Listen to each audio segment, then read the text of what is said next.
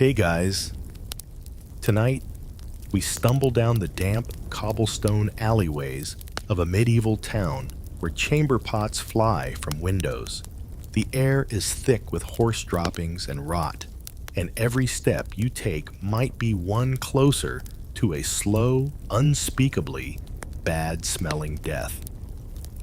You're barefoot, probably itchy, and know that tickling sensation on your ankle is not a good sign. You're in 1347 Europe, and the Black Plague is coming.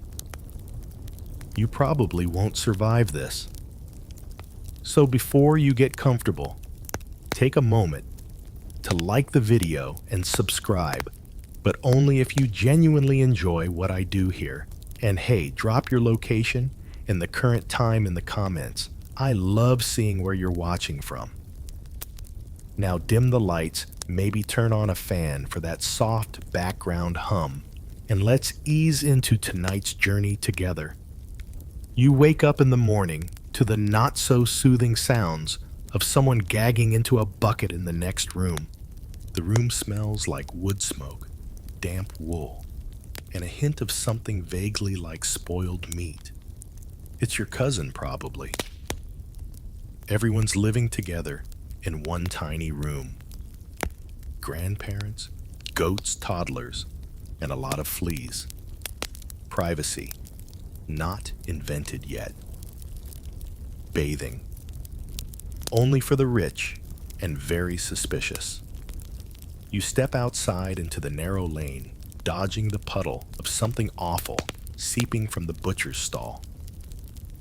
A rat scurries past with half a turnip in its mouth. Cute maybe, but that little furball might be the courier of your doom. You see, it's not the rats themselves that are the problem. It's their passengers, fleas. And inside those fleas, a bacterium named Yersinia pestis. Friendly name, right? Sounds like a Hogwarts spell, but nope. It's the microbe behind the Black Death. Scientists still argue whether the fleas came mostly from rats or other animals. Some even suspect humans themselves were a major vector. Either way, you're surrounded. The streets are packed with people pushing carts, shouting, selling fish that smell ambitious. Everyone's rubbing elbows literally. No personal space, no hygiene, no germ theory. Just a whole lot of touching and coughing and medieval vibes. You itch, constantly.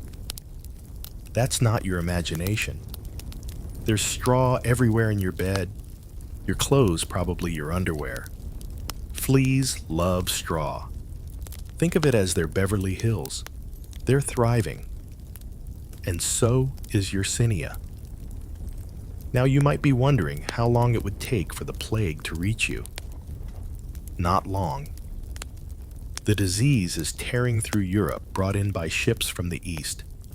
It starts with fever chills, maybe a swollen lymph node, then more swellings, blackened skin, vomiting blood, but we'll get there. For now, you just have to avoid the bite, which sounds easier than it is. You walk down to the market, and the filth is impressive. The streets double as sewers.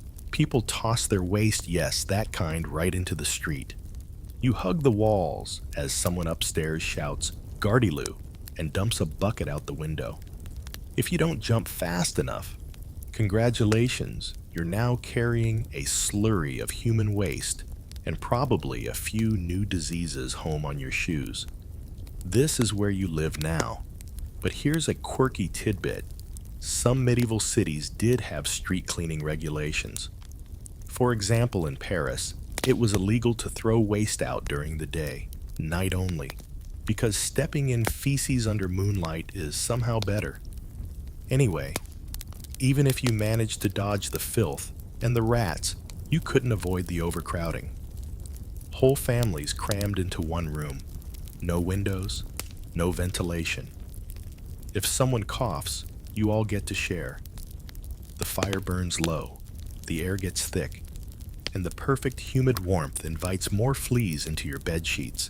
You scratch again. Was that a bite? You peer down.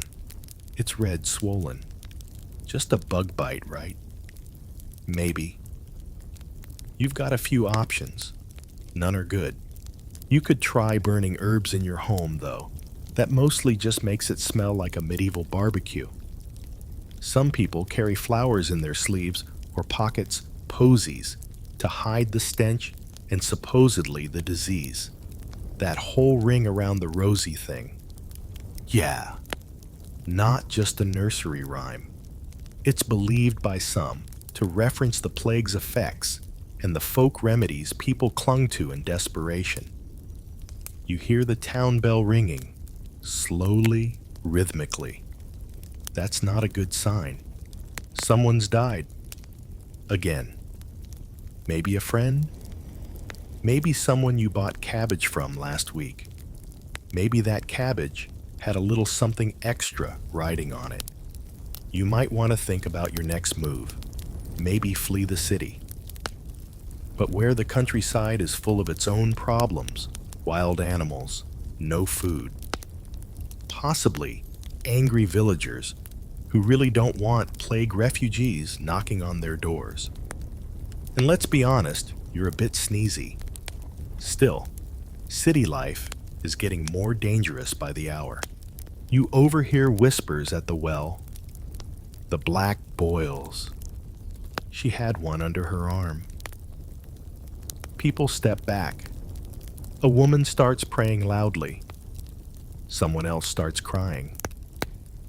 That night, as you try to sleep with a cloth over your face to keep out the stink and the bugs, you wonder, was it the bite or just paranoia? Here's a comforting mainstream fact. Not everyone who was bitten got the plague. In fact, some people likely had natural immunity, possibly thanks to a rare mutation in the CCR5 gene, which scientists today believe may have offered some resistance to the plague, and oddly enough, HIV centuries later. But you're probably not one of those people. A dog barks in the alley. Someone screams.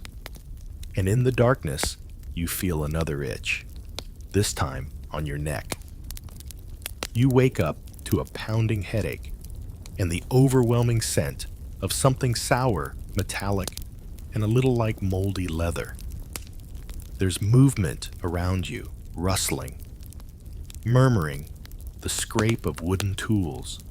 You blink your eyes open and realize you're not in your scratchy straw bed anymore. You're in a dim, smoke-filled room.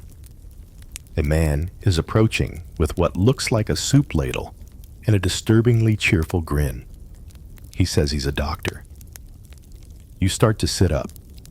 Big mistake. Your limbs are heavy. Your armpit aches, and the lump there has grown into something the size of a plum. It's hot tender and the color of a terrifying bruise. You groan, and the doctor beams. Classic Bubo, he announces.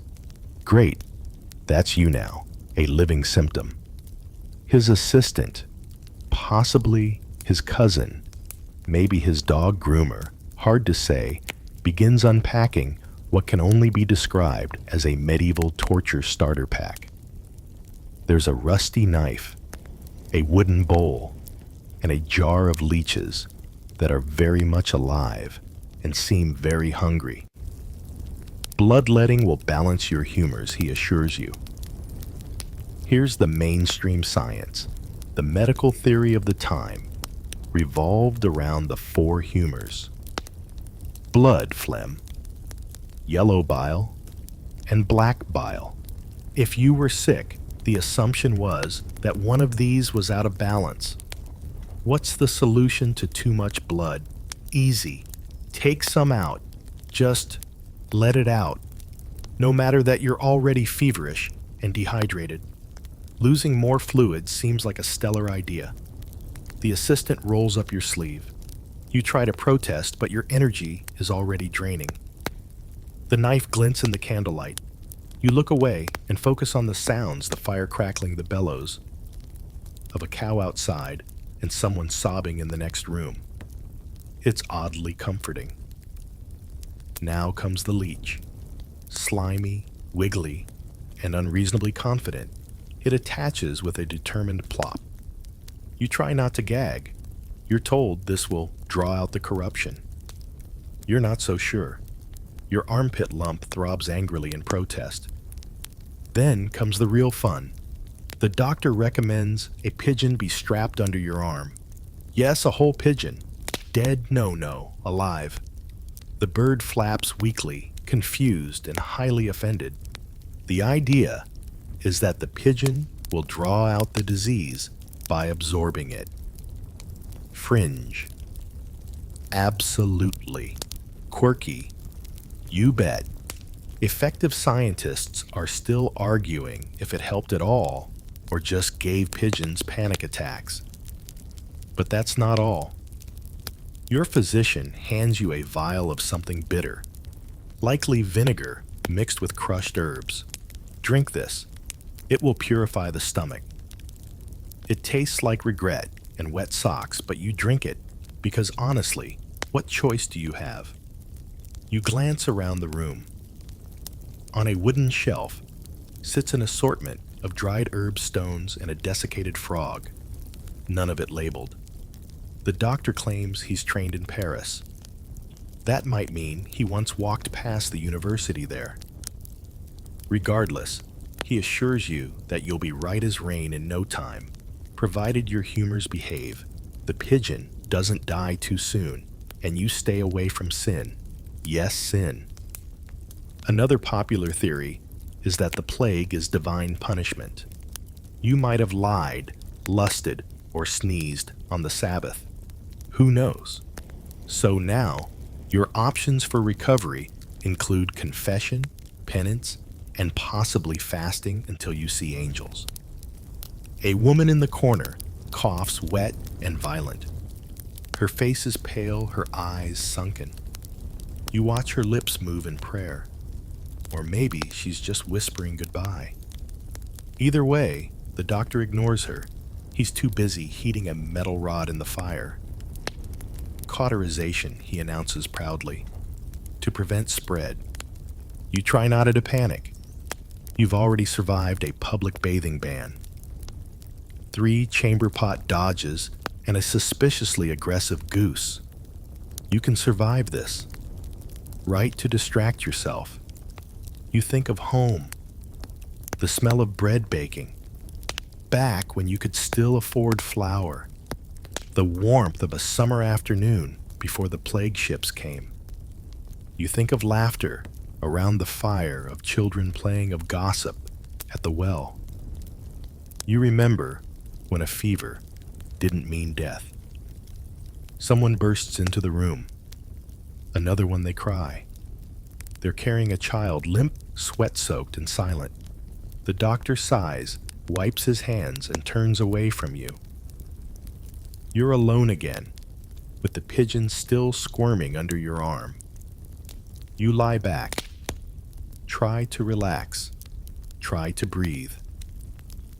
Outside bells toll again. 1 for each death. You count 4, just this hour.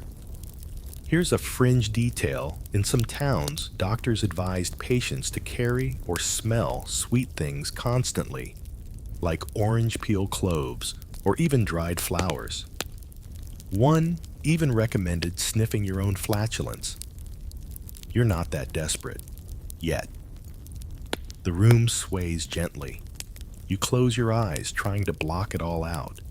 You focus on the sound of dripping water, on the distant murmur of voices, on the crackle of the fire. You imagine cool air, clean sheet safety. But instead, there's a sudden sharp sting in your armpit. The doctor's back, and he's lancing the bubo. There's pain, then pressure, then an overwhelming, nauseating smell of rot and iron. You try not to scream. You try not to vomit, but you do.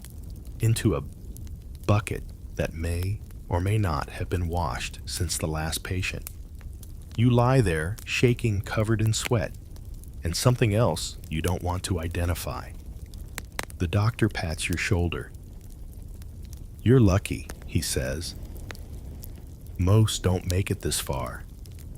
You don't feel lucky. You feel broken. But maybe, just maybe, this worked." Here's a curious scientific fact. Some evidence suggests that draining buboes, while incredibly dangerous in the unsanitary conditions of the time, might have occasionally reduced pressure and pain, possibly buying the patient a little more time. You drift into uneasy sleep. Pigeons cooing softly nearby as the leech plops off, bloated and satisfied. You wake up parched. Your mouth feels like it's been stuffed with wool.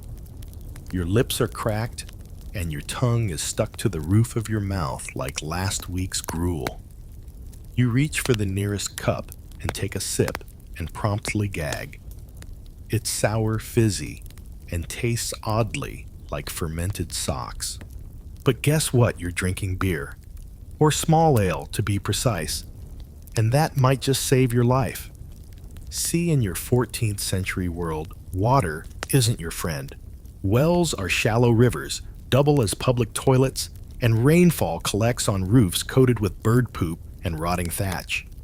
You might think you're safe in the countryside, but that bucket of fresh water from the stream, it probably passed through someone's laundry, someone else's animal, and maybe, just maybe, a decomposing body a few miles upstream. Cheers. So instead, everyone drinks ale. Not the kind that gets you rowdy at the tavern. This one's weak, barely alcoholic, and brewed mostly so that boiling the water kills off the nasty stuff. It's cloudy warm and tastes faintly like sour bread. But it's brewed by nearly every household, even the nuns, especially the nuns. The children drink it. Pregnant women drink it. You drink it. And just like that, you're one of the lucky few avoiding cholera, dysentery, and other waterborne party guests that often tag along with plague. You stagger outside the house, still sore, still bandaged, and still missing a decent pair of shoes. Your feet sink into the muck, a mixture of rainwater, animal droppings, and things you try not to think about.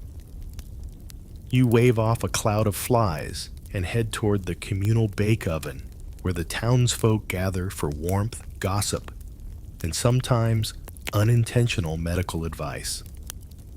On the way, you pass a group of children playing with bones. Not toys made to look like bones, actual bones. Some animal, hopefully.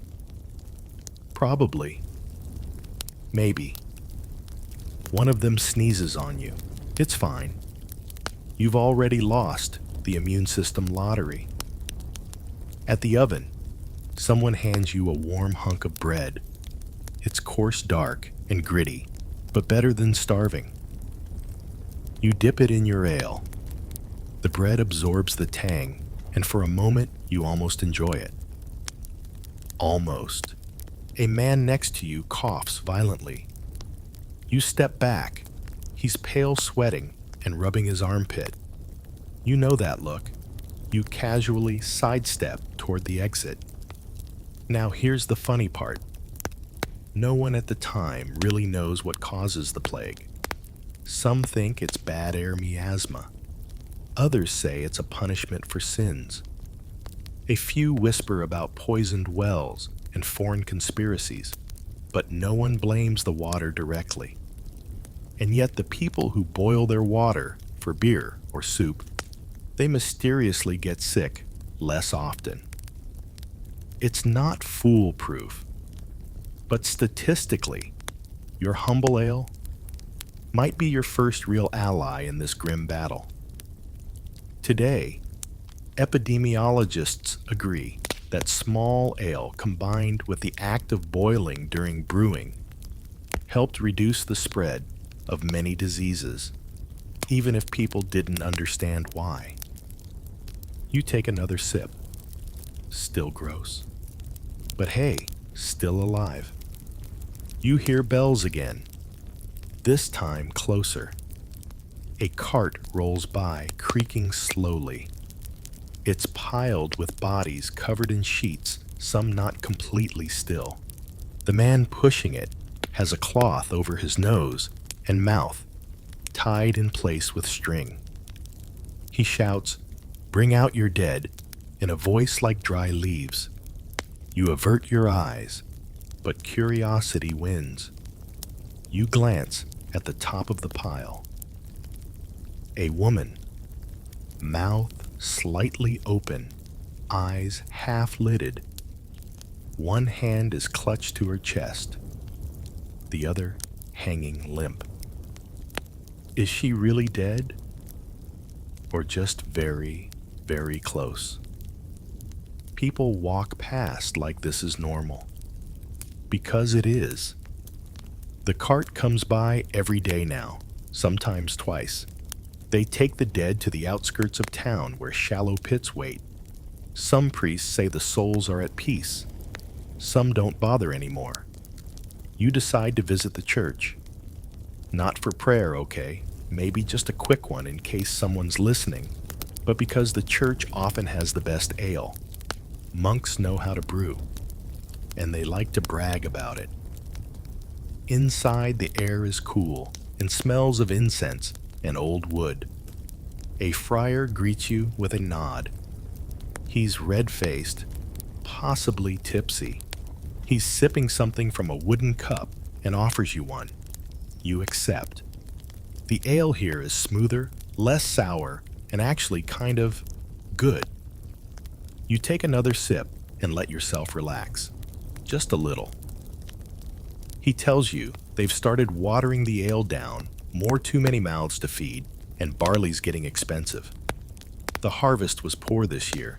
Everything is poor this year. You nod, even as you feel the creeping thirst returning. Water. Still not a good idea. Then comes the fringe theory the friar tells you of a town up north, where no one got the plague. Why?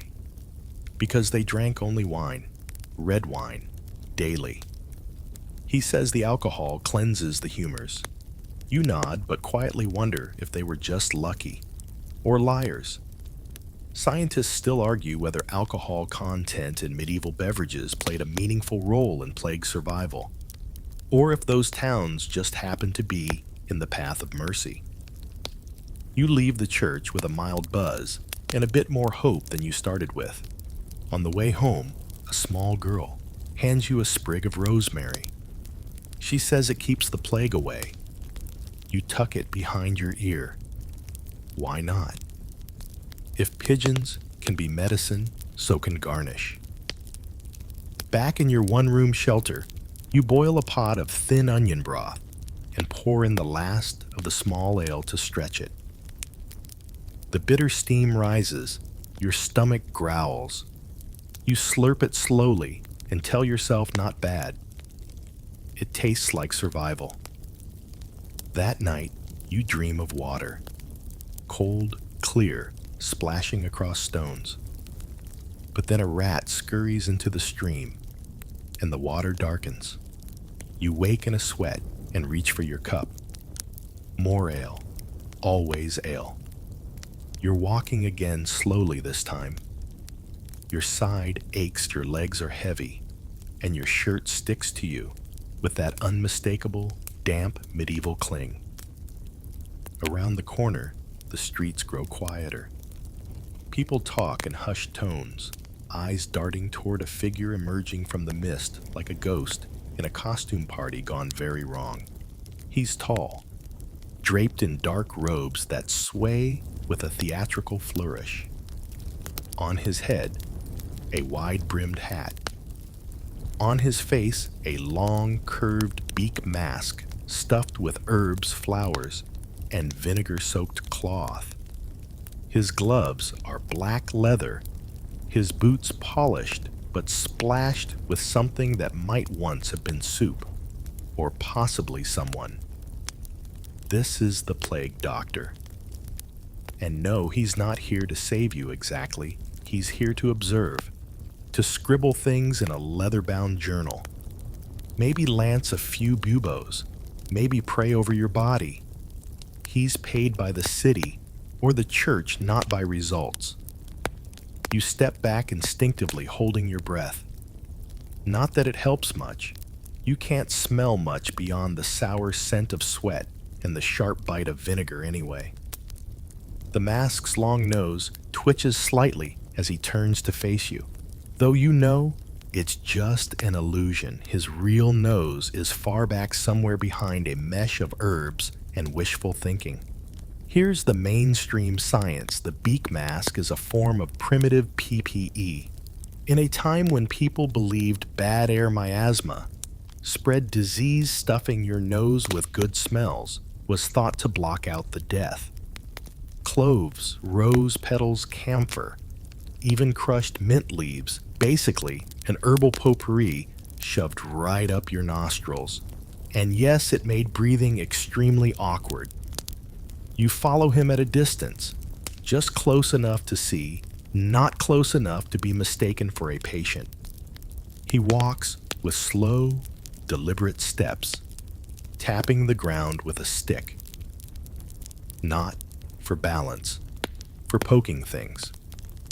People, corpses, curious cats. Around the next bend, a death cart creaks by, pulled by a gray mule with haunted eyes. The doctor pauses, raises a hand, and the cart stops. He examines one of the bodies, prodding the neck with his stick.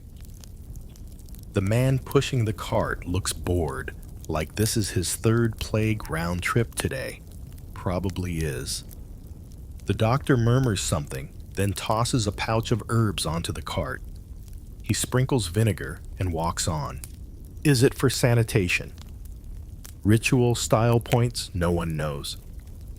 Scientists still argue whether plague doctors actually prevented any spread or just gave people someone to blame who wasn't God or their neighbor. You walk a little faster now. Your armpit itches again, but you tell yourself it's just the bandage. Up ahead, a child coughs. The doctor stops again. He kneels awkwardly in that stiff robe and offers the mother a small cloth bundle. She clutches it to her chest like it's hope itself. You get closer, and he glances in your direction. You freeze. His eyes dim behind the glass lenses meet yours. For a second, you feel exposed, like he can smell the fever on you. But then he looks away and moves on. You slip into a nearby alley, heart pounding. You don't want to be on that cart. Not yet. Maybe not ever. So you do what any reasonable person would. Do you go shopping? Yes, plague shopping. Not for bread or wool or candles, but for protection. You head to the local apothecary, which is more or less a wooden shack filled with mystery. The shop smells strongly of lavender, garlic, and cat pee. Inside, jars line the shelves, some filled with powders, some with murky liquids, and at least one containing what appears to be a preserved squirrel. You clear your throat. The shopkeeper doesn't look up, just gestures vaguely toward the remedies. You poke around, unsure if you're browsing or choosing your fate. You settle on a small pouch of herbs for smelling a tiny bottle labeled mercury solution. You don't dare ask, and a worn scrap of paper that reads protective chant, repeat thrice while spinning.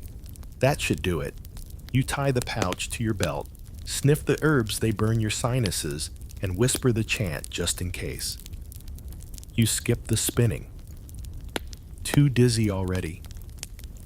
Here's a fringe tidbit. Some plague doctors believed carrying a live toad in a pouch around your neck could draw the sickness out of your blood. Others swore by Ruby's ground unicorn horn spoiler, usually narwhal. or even moss from a hanged man's skull. None of these, as you can guess, were recommended by modern science. But when everyone's dying, you take your chances with toads. You step back onto the street, fortified by dubious merchandise and blind optimism.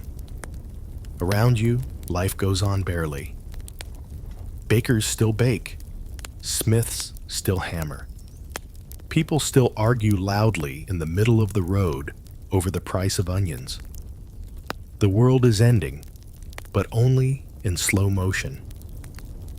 You pass a tavern, its doors wide open, music drifting faintly from inside. A man stands just outside with a half-drunk mug of ale, telling anyone who'll listen that the plague can't touch him because he drinks gin and sleeps standing up. He might be onto something. Or delirious, possibly both. The sun begins to set, casting long shadows across the cobbles. The plague doctor is still out there, gliding through town like a slow, scent-infused specter. You head home, clutching your pouch of herbs like a lifeline. The sky turns gray. Smoke drifts from chimneys. Somewhere, someone sings a lullaby to a child who may or may not see morning. You lie in bed that night and practice breathing through your mouth like the mask. You imagine stuffing your nose with rosemary, sage, lavender. You think about the strange comfort of that doctor's presence, even if he couldn't cure you. At least he looked like he was trying. As you drift off to sleep, you dream of beaked shadows moving through fog, silent and slow, bearing witness to the collapse of the world with all the grace of a grim parade. The next morning, you wake with a nose full of dust and a rooster yelling directly into your eardrum. You sit up slowly, every joint creaking like poorly hinged furniture, and take stock. Still breathing, still itchy, still very much in the middle of the 14th century. You've made a decision, possibly out of desperation, possibly because that pigeon finally died, and now your room smells like sadness and soup. You're leaving the town. The city gates aren't exactly guarded, not anymore. Half the sentries have vanished either into the woods or into the pits. No one stops you. You walk past the crumbling outer wall, a sad line of crumbling stones topped with bits of broken pottery and wishes. The air changes as you go from the thick, sour fog of streets and bodies to something a little cleaner. The countryside. You follow a dirt path.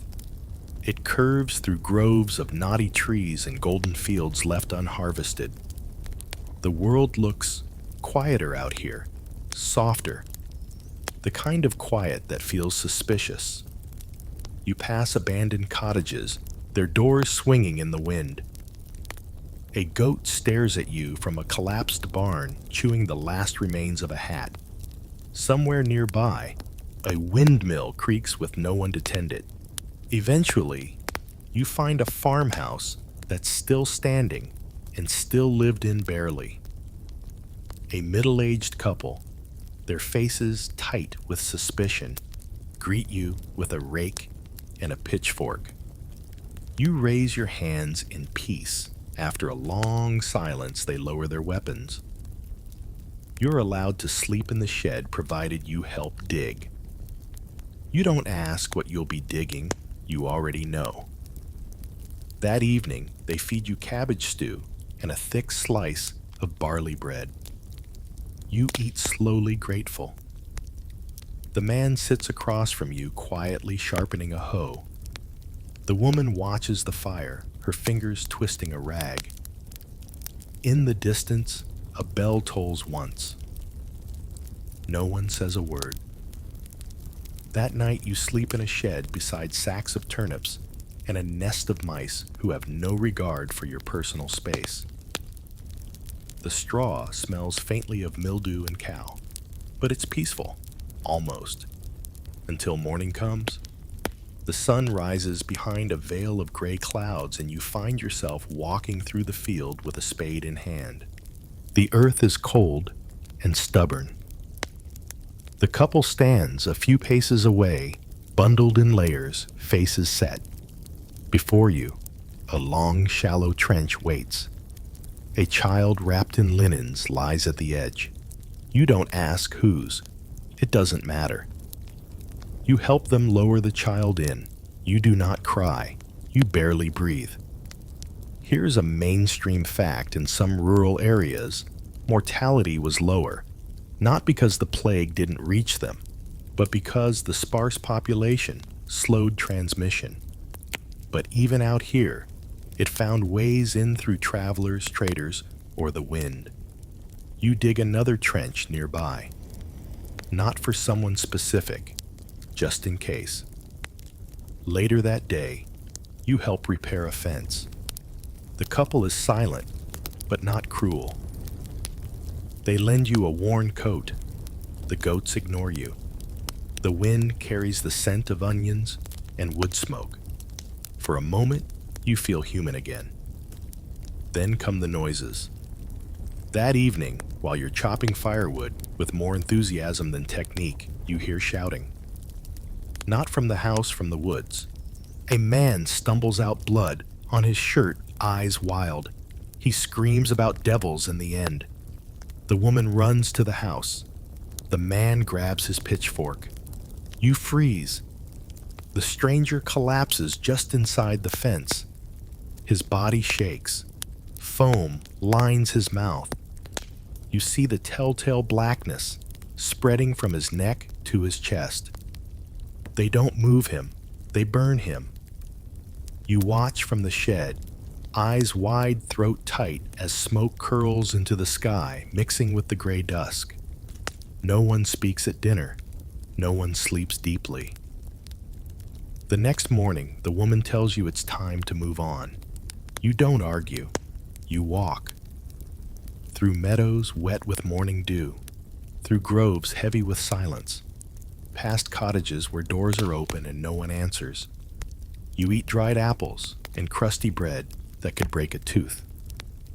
You sleep under trees, under stars, under roofs that used to belong to people who are no longer people. One day, you find yourself at the edge of a small village, nestled between two hills. It looks mostly untouched. The fields are tilled. The sheep still graze. You're cautious but curious. A man with a crooked smile offers you a place to sleep in a hayloft. Sure, but it smells less like death than the last 5 places you tried. You accept. The villagers are wary but willing. You help carry firewood, patch a roof, watch the children. And here for a few days, nothing awful happens. One morning, you sit outside the stable, sipping warm goat milk, a flavor you'll never get used to no matter how grateful you pretend to be. A boy runs past with a chicken in his arms, shrieking with laughter. Someone's baking bread. The air smells of yeast and hay, and something almost like happiness. You begin to think you've made it, that the worst is behind you. But here's a fringe detail. Some scholars now believe that country air may have offered more than just space.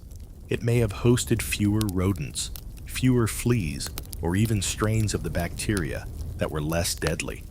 Still others argue it was just luck. Scientists continue to debate how much the environment played a role in survival rates.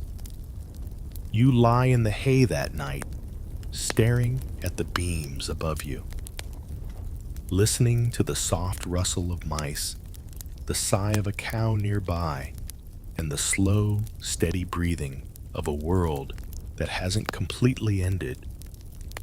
The city is far behind you.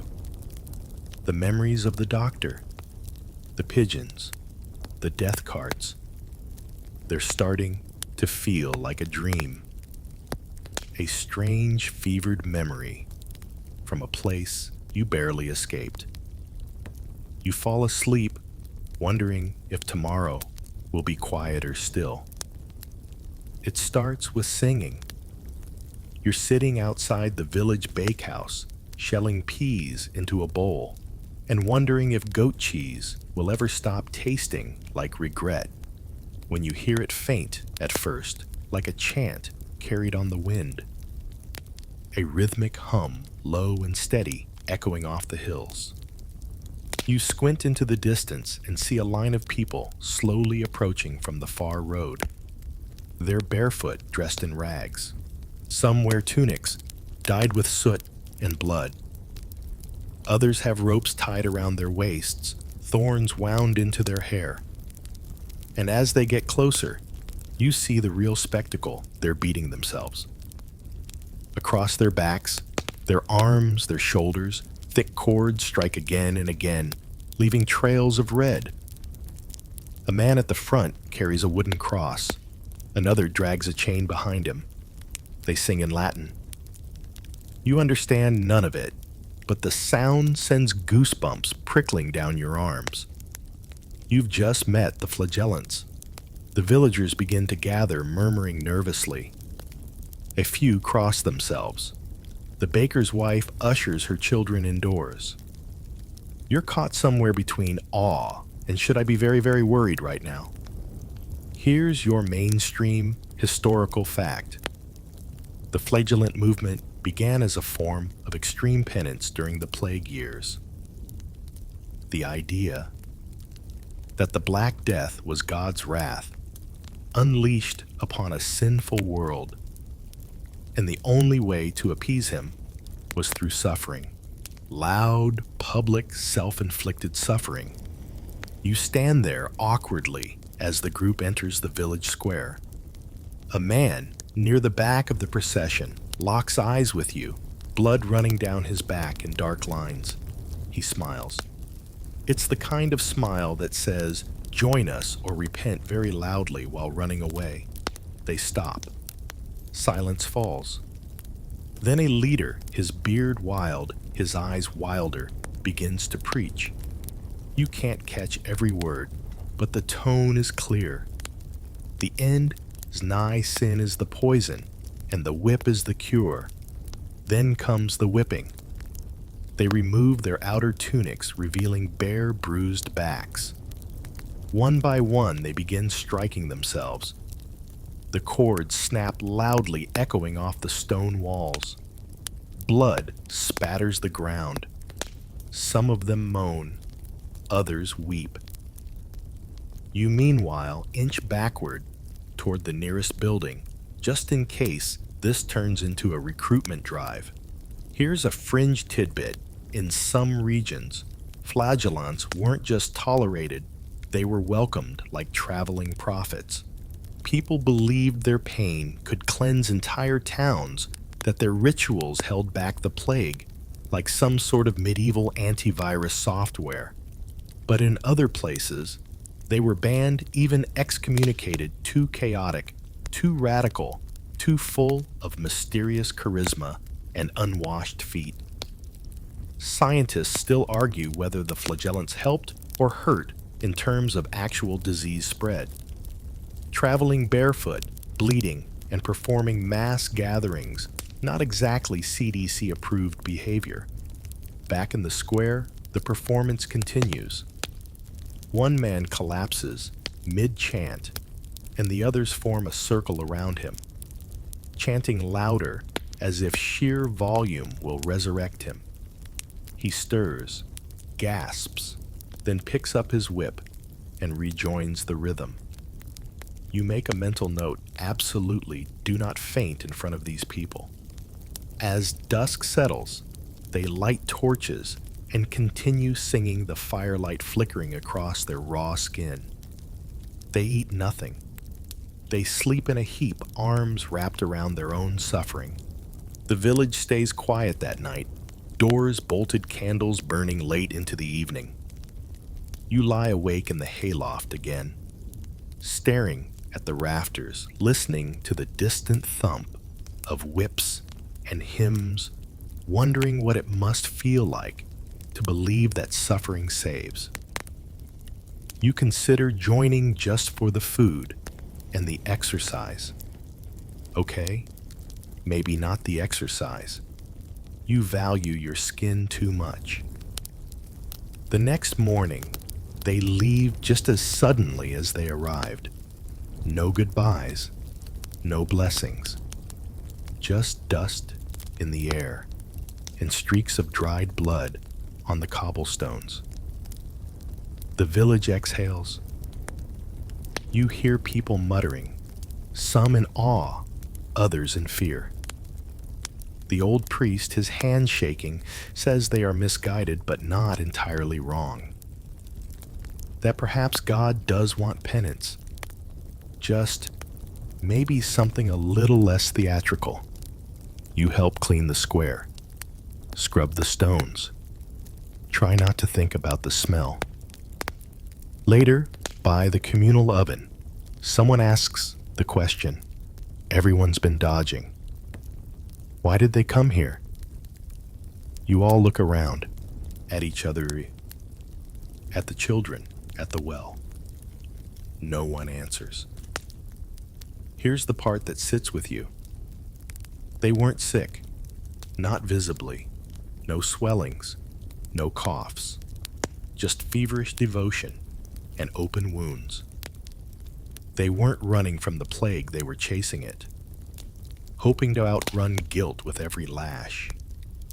You spend the day helping repair a fence that doesn't need fixing just to keep your hands busy. The sun is too bright. The breeze carries the faint scent of herbs left behind by the procession. Lavender maybe, or blood-soaked mint.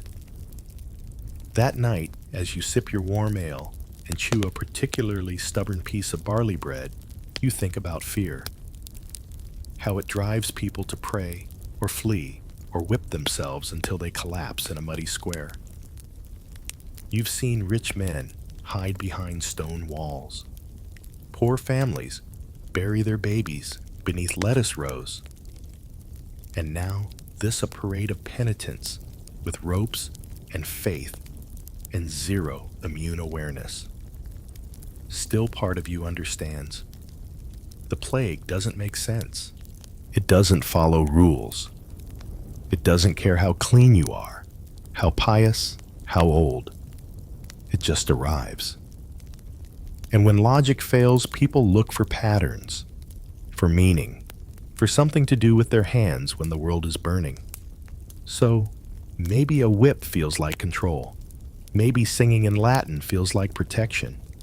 Maybe you do the same. You lie down in the hay again this time, curling tightly beneath the blanket. Outside, the stars blink against a moonless sky. Somewhere far off, another bell tolls. But here, for now, it's quiet. You're raking ash from a hearth when you hear it again murmurs. This time, not the chanting of flagellants or the moans of the ill. It's something softer, stranger. You peek around the corner of the cottage and see two women huddled together in the shade of the old well, whispering eyes darting left and right. You don't get closer, not yet. But later, when you ask the boy who's been herding goats since breakfast, he gives you a wide-eyed look and leans in like he's telling you the location of buried treasure. They're witches, he says with a grin. Or healers, depends on who you ask. Now that's interesting. Because while physicians with bird beaks and noble crests can slice your buboes and bleed you dry, there's another layer to plague survival, one that lurks in the hedges and woods. You've heard rumors before of root women herb men, midwives, who murmur over poultices and know how to pull the fever from your bones with a tea made of bark and beeswax. That evening, when the village begins to sleep and the air turns syrupy with dusk, you follow a narrow path behind the churchyard wall. It winds between trees like it's been waiting for centuries to be walked. At the end is a hut, a proper storybook witch hut, complete with a crooked roof, hanging bundles of herbs, and a door that creaks just a little too perfectly when you knock. An old woman answers. Her skin is sun-leathered, her eyes sharper than anyone's you've met, and she smells like earth wood smoke and something faintly medicinal, mint maybe, or moldy thyme. You've been sick, she says, before you even speak. You nod. She gestures you inside. You duck through the low doorway and find a world of shadows, dried flowers, and glass jars filled with substances that look neither entirely solid nor liquid. A pot simmers on the hearth, and a small black cat blinks lazily from the rafters. You sit. You don't ask questions, and she doesn't offer her name. She hands you a cup. It smells like swamp water and licorice. You sip. It tastes worse. Mainstream fact time. Many of these so-called witches were skilled herbalists, often women who had extensive knowledge of medicinal plants, knowledge passed down through generations before the plague hit.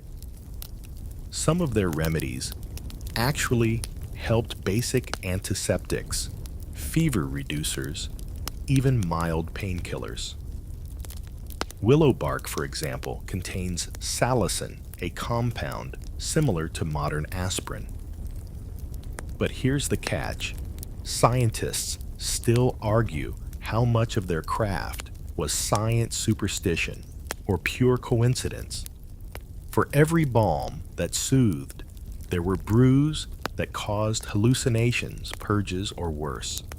And with the church breathing down their necks, labeling their practices as devil's work, survival became a matter of secrecy.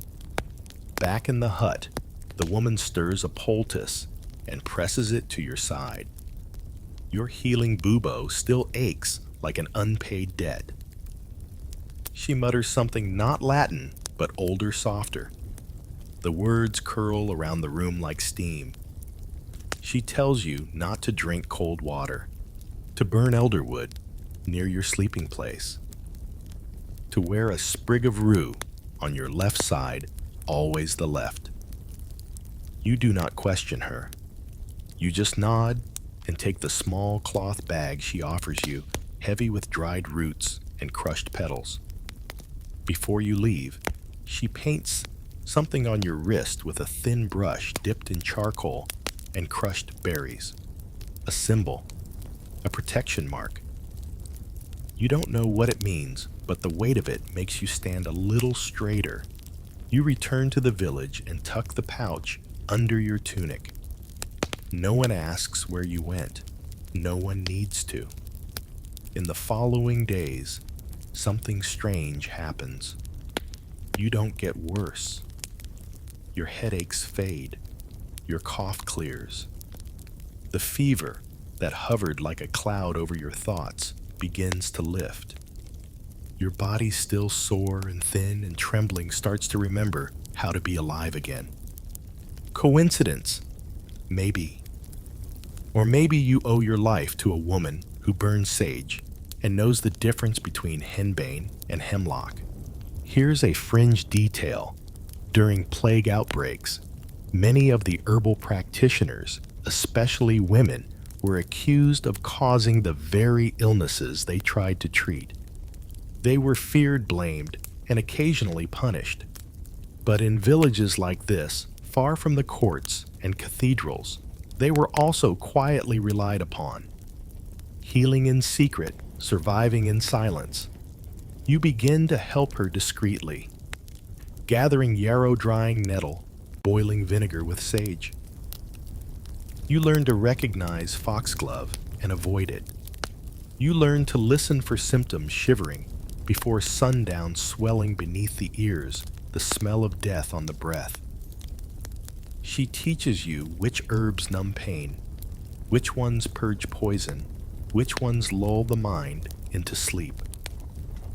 One afternoon, a boy from a neighboring village arrives, burning with fever, carried in a wheelbarrow by his father. You and the old woman take him in. You sponge his brow. She sings softly while stirring a foul-smelling brew. His eyes roll back. He convulses once, then sleeps. 3 days later, he opens his eyes and says he's hungry.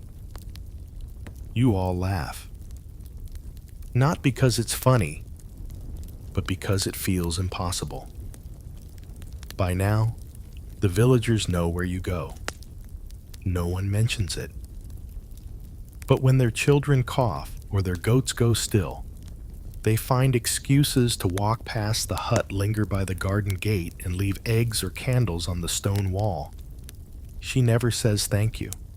She doesn't need to. One night, she hands you a small bottle, the liquid inside thick and golden. If you have to leave, she says, take this first. You don't ask what it is. You just tuck it into your coat pocket beside the herb pouch, the charcoal symbol still faintly visible on your wrist. You fall asleep that night with the scent of thyme on your skin, and the image of her hands, the way they don't shake, not even a little, as she ties the final knot on a healing charm. Maybe she's a witch. Maybe she's the only real doctor you've ever had. You dream of wolves, not the sharp-toothed midnight hunting kind, but something slower. Shadows moving across hills, silent and relentless. You wake, with your heart pounding, and a mouth full of the taste of ash. The sun is barely rising, casting soft amber light over the fields outside. But something feels off. You step out of the hayloft and into a village that's holding its breath. The baker's door is shut. The square is empty.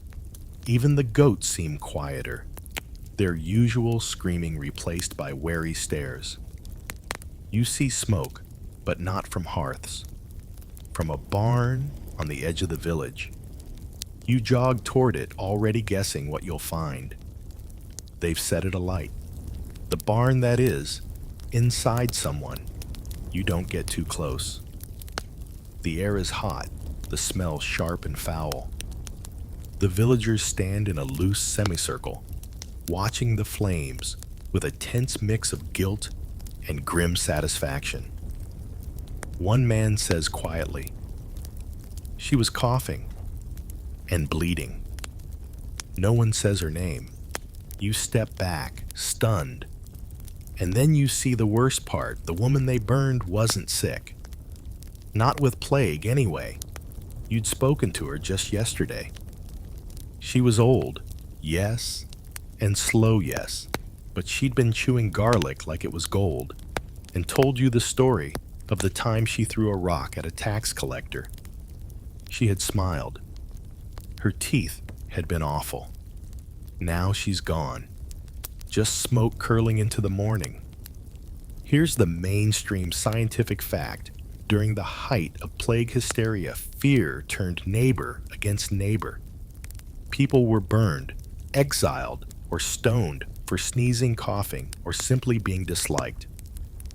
In some towns, whole families were sealed in their homes and left to die. It was quarantine by panic. You try to speak, but there's nothing to say that won't make it worse. So you walk. Past the frightened faces. Past the well where someone has dropped a charm of lavender and rosemary. Past the hut in the woods where you think for a moment of warning the old healer. But she already knows. She's not there. Inside, the jars are gone. The cat is gone. Even the dried herbs have been stripped from the rafters. There's a faint scent of pine and smoke, and on the table, one single sprig of rue tied with black string. She left before they could come for her. You sit on her stool, stunned. Outside, birds chirp like nothing's happened. The wind rustles the leaves. It's almost peaceful, except for the knot in your stomach. Here's the thing, you're beginning to understand just how thin the line is between survivor and suspect, between helper and heretic. When no one understands how the plague works, anything becomes a target, even kindness. Later that day, a rider arrives, dusty frantic, his face half covered with a scarf that's seen better centuries. He bears news from the next town over. They've closed the roads, he says. The Count has declared a full lockdown. No one in, no one out. There are murmurs, a few gasps. Someone spits into the dirt. The town's priest, trembling slightly, steps forward and asks the question on everyone's mind. Who's going to bring supplies? The rider just shakes his head. For the next few days, the village tightens around itself like a muscle preparing to cramp. Trade halts. Strangers are turned away at the road with pitchforks and a lot of swearing. A new rule emerges. If you so much as sniffle, you isolate. They post a red cloth over the door if someone's sick. One family does this, then another. Soon the cloth flaps from 5, maybe 6 homes. The wind catches it like a flag of surrender. You help where you can, carrying food to doorsteps, leaving water in buckets, tying herbs above thresholds. But it's not enough. The fear grows faster than the fever, and then one night, someone disappears. A boy, maybe 15, last seen near the woods. His mother swears he was healthy, strong as an ox, full of mischief. Now, gone. The villagers whisper. Maybe he ran. Maybe he got lost. Maybe the forest took him. Or maybe he was taken. Now here's your fringe tidbit. In some remote areas, belief in supernatural causes of the plague wasn't just common, it shaped action. There were stories of witches cursing towns of demons walking under moonlight, of plague spirits luring the young into the trees. It sounds absurd now, sure. But back then, when your world is dying and your prayers go unanswered, sometimes it's easier to blame the forest. You volunteer to look for the boy. Armed with nothing but a walking stick and a few biscuits, you step into the tree line as dusk falls. The forest is dense and damp, the air rich with moss and wet bark. You call his name once, twice louder each time. Only the birds answer. Hours pass. The sun slips behind the hills. You follow faint footprints, broken twigs, a smear of something red that you hope is berry juice. Finally, you find him. He's sitting on a stump, alive but pale. His eyes are wide, blank. He doesn't speak, just stares into the trees, shivering.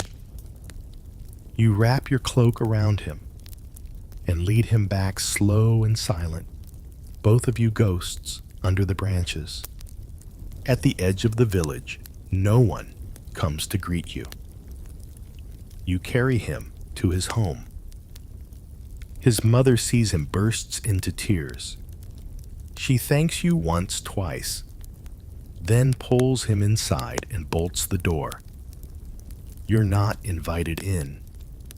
That night, someone paints a symbol on your door, not one you recognize, not from the healer's hut or the church's book. It's messy, angry, done in charcoal, or maybe something worse.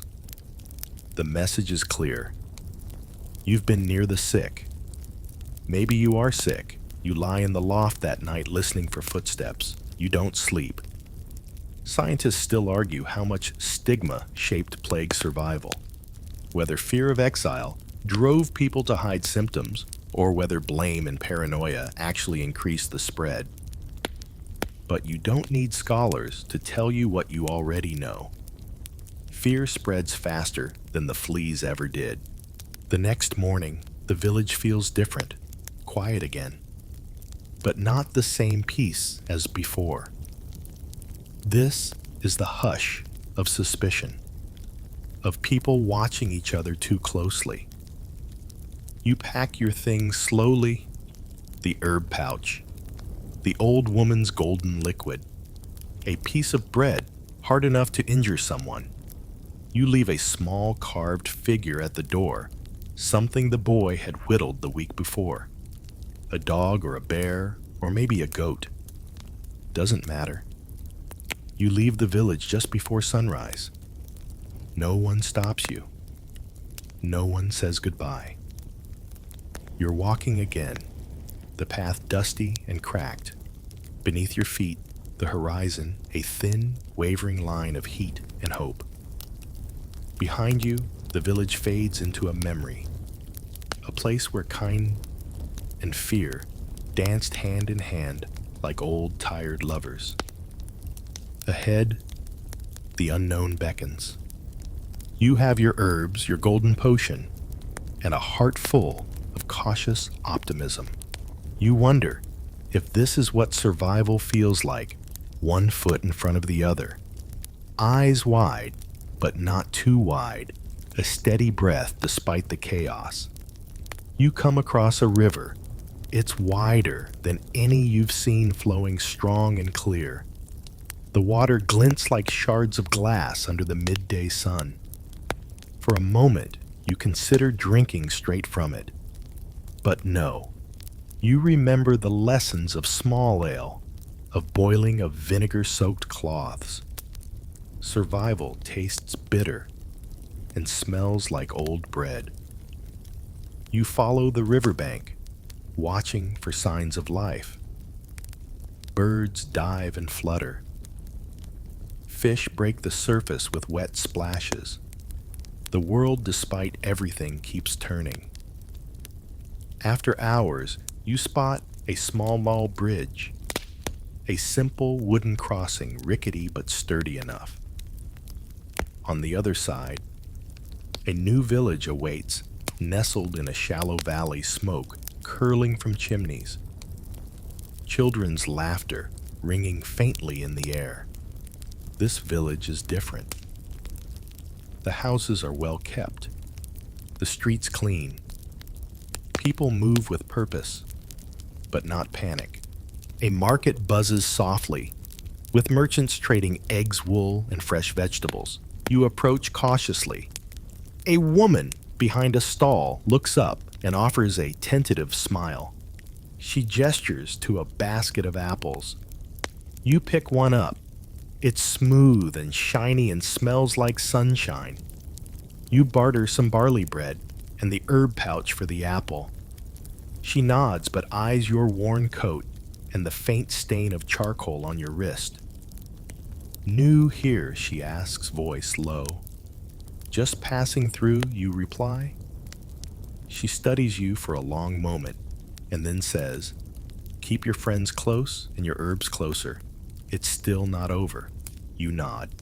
You understand. Here's the mainstream fact.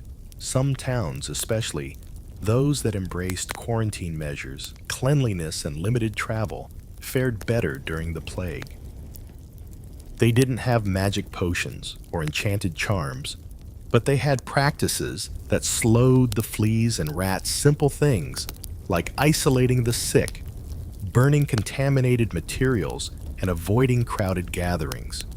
You wander through the village, feeling the strange sensation of normalcy, both comforting and eerie.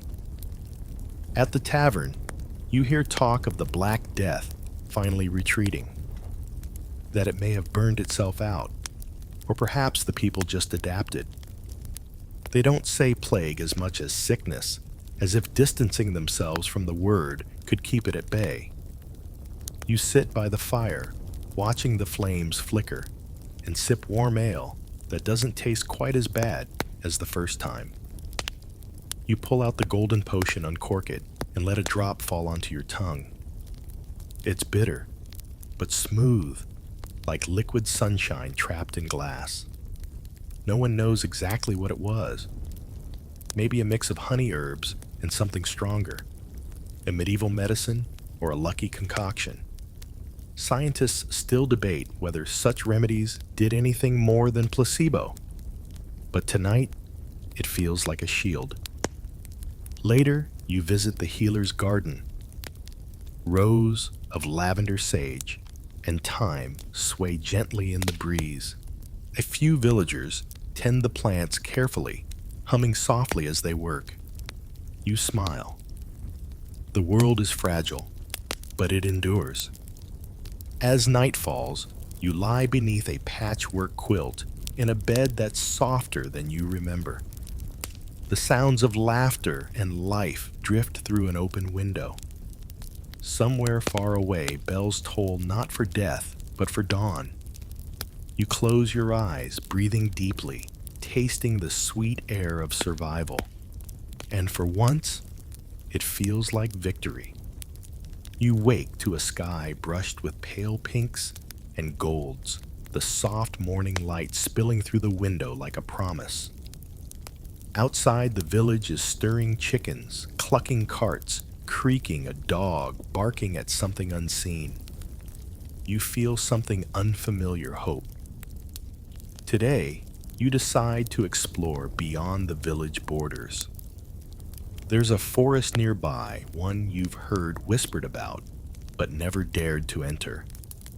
Stories say it's haunted or cursed, or home to spirits that protect or punish. You don't care. You need to see what's beyond. The air is cooler, under the canopy of trees, filtered light dancing on the leaves. The scent is sharp, and fresh pine needles damp. Earth wildflowers crushed underfoot. You step carefully, listening to the crunch of twigs and the occasional bird call. Deeper in, you find a clearing. In the center stands an ancient oak, its bark thick and gnarled roots like giant fingers gripping the soil. Around it, stones arranged in a rough circle. A place of old power, maybe. You feel the weight of centuries pressing down. You sit on a mossy stone and pull out the pouch of herbs. You rub a leaf between your fingers and breathe in the scent mint lavender sage. They remind you of the healer's hut, of nights spent steeping potions and whispering charms. Nearby, a small stream burbles clear and cold. You dip your hand in, watching ripples spread like tiny echoes. You think about how water cleanses, carries away pain and fear. Maybe it's time to let go. As you sit, memories flood. In the streets crowded with death carts, the shadow of the plague doctor's beak, the flame of the burning barn, the flagellant's cries. You realize how close you came to losing everything, to becoming one of those whispered names, lost in smoke and sorrow. But you didn't. You survived. Here's the mainstream fact: surviving the plague often meant a mix of luck, isolation, immunity, and community support. Some people carried natural resistance. Others simply avoided the fleas that spread the bacteria. Still, the psychological toll was immense.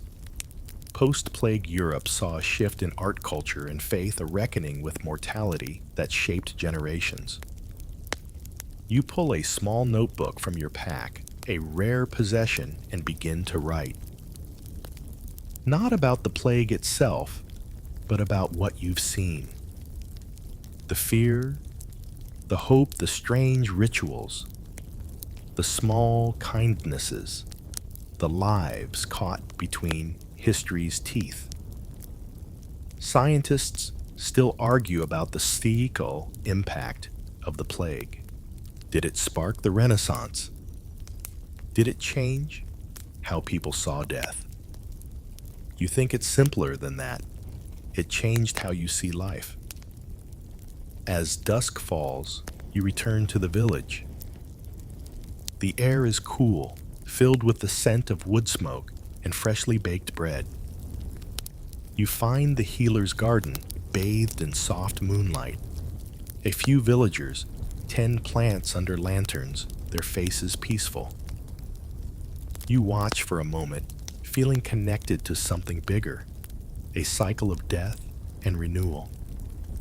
You think about the plague doctor, the flagellants, the burning barn, the witch's hut, about fear and faith science and superstition, death and survival.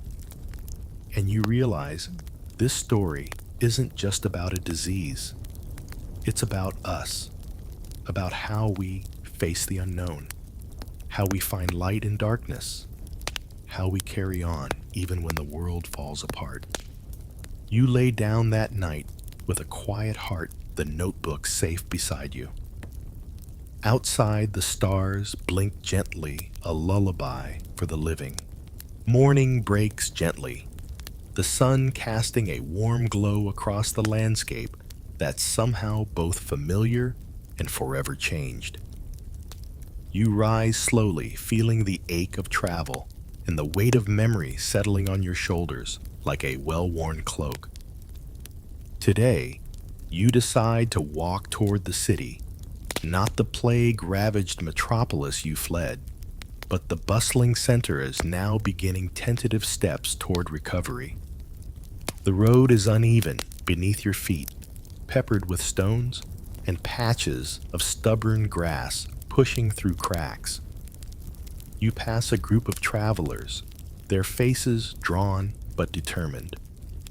They nod, a silent acknowledgement of shared hardship and survival. As you near the city outskirts, the air shifts.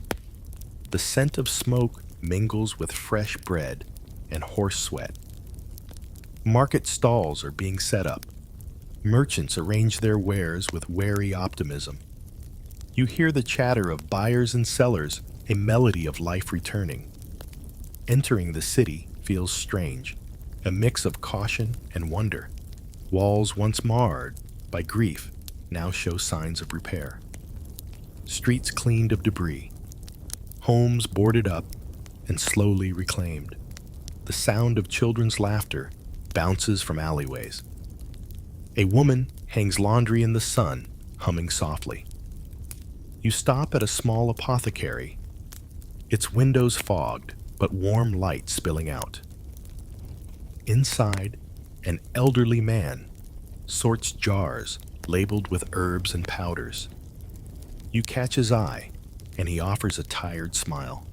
He tells you about new treatments, about understanding fleas and rats better, about quarantines that work and others that fail. You listen fascinated by the slow march of science edging its way into healing. Here's the mainstream fact. The plague catalyzed significant advancements in public health measures, from quarantine protocols to early forms of epidemiology. The realization that disease could spread through contact and contaminated goods changed cities forever. Yet the shadow of superstition lingers. Some still whisper about curses and witches, about punishments from the heavens. Others blame the other, the outsiders, the poor, the different. Fear doesn't vanish overnight. You wander the streets, observing the patchwork of old fears and new hopes. A street artist paints a mural of a woman holding a lantern, guiding souls through darkness. Nearby, a group of children play their laughter, a balm for the weary. You realize survival isn't just about avoiding death. It's about reclaiming life. At night, You sit by the river, watching the water flow steadily past. You think about the journey, about the doctor with his strange mask, the flagellant's whips, the burned healer's hut, the villages that closed their doors, the kindness and cruelty woven through it all.